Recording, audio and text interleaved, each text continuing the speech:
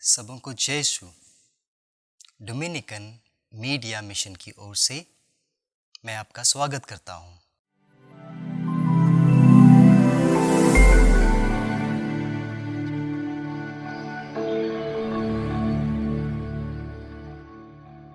प्यारे भाइयों और बहनों, आपने राजा हेरोद का नाम तो जरूर सुना होगा।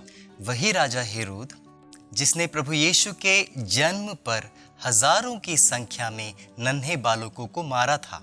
यह वही राजा है जिसने खुद को मसीहा घोषित किया और चाहता था कि लोग उसकी आराधना करें।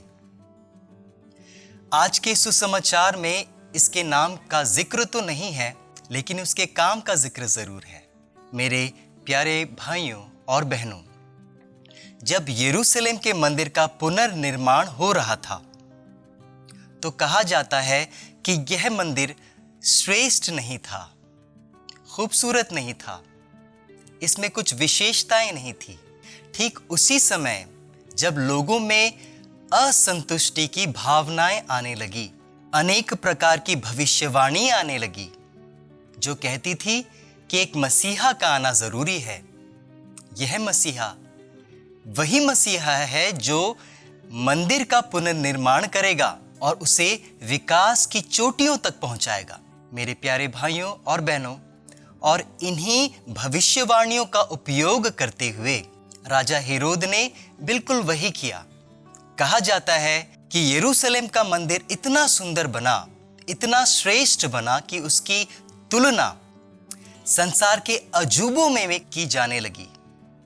यह मंदिर इतना श्रेष्ठ बना कि उसकी तुलना संसार के अजूबों में की जाने लगी।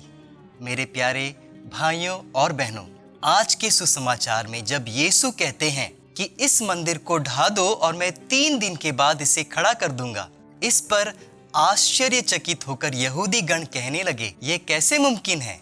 इसे तो 46 साल लग गए बनने में। और हम जानते हैं कि भली भांति जानते हैं कि प्रभु यीशु हेरोद के इस मंदिर को नहीं, अपने मंदिर रूपी शरीर की बातें कर रहे थे।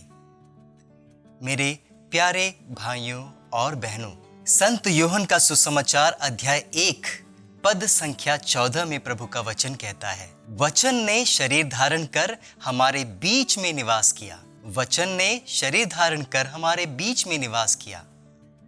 क्या हम ऐसा नहीं कह सकते कि वचन ने मंदिर रूपी शरीर धारण कर हमारे बीच में निवास किया? ऐसा हम जरूर कह सकते हैं और ऐसा हमें कहना भी चाहिए, क्योंकि आज के सुसमाचार में प्रभु यीशु यही कहते हैं। प्रभु यीशु अपने शरीर की तुलना मंदिर से कहते हैं। प्यारे भाइयों और बहनों, प्रभु यीशु के क्रूस मरण और पुनरुत्थान के साथ प्रभु ने मुझे भी अपने इस शरीर का अंग बना दिया है। जैसा कि कुरिन्थियों के पहले पत्र अध्याय 12 पद संख्या 27 में प्रभु कहते हैं, इसी तरह आप सब मिलकर प्रभु मसीह के शरीर हैं। प्रभु कहते हैं आप शरीर हैं और आप में से प्रत्येक प्रभु के शरीर के अंग हैं। इतना ही नहीं, यदि प्रभु यीशु अपने शरीर को मंदिर कहते हैं और मैं यदि प्रभु के मंदिर का अंग हूं, शरीर का अंग हूं, तो क्या मैं इस मंदिर की पवित्रता का भागीदार नहीं हूं? जरूर हूं। और इसीलिए संत पौलुस हमें फिर से याद दिलाते हैं, प्यारे भाइयों और बहनों, अध्याय 3 पद संख्या 16 में प्रभु कहता है, क्या आप नहीं जानते कि आप पवित्र आत्मा के मंदिर हैं?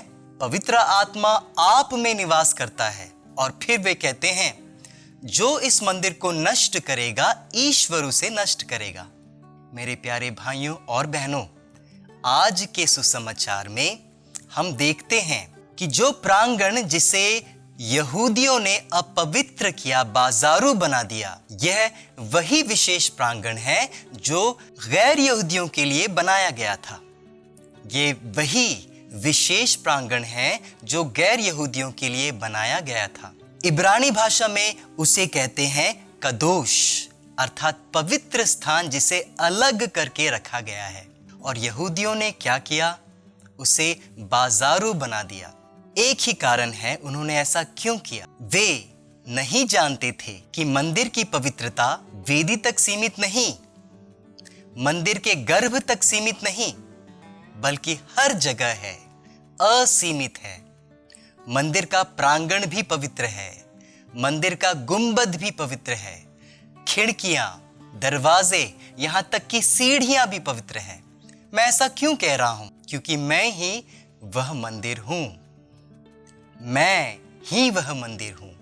मेरे प्यारे भाइयों और बहनों, मैं जानता हूं, जैसा कि संत पौलुस कहते हैं, यदि पवित्र आत्मा मेरे दिल में रहता है तो मेरे हाथ भी पवित्र है, मेरी आंखें भी पवित्र है, मेरा मुंह और मेरा मस्तिष्क भी पवित्र है, यहां तक कि मेरे कान भी पवित्र है, मेरा सारा शरीर अंग अंग पवित्र है।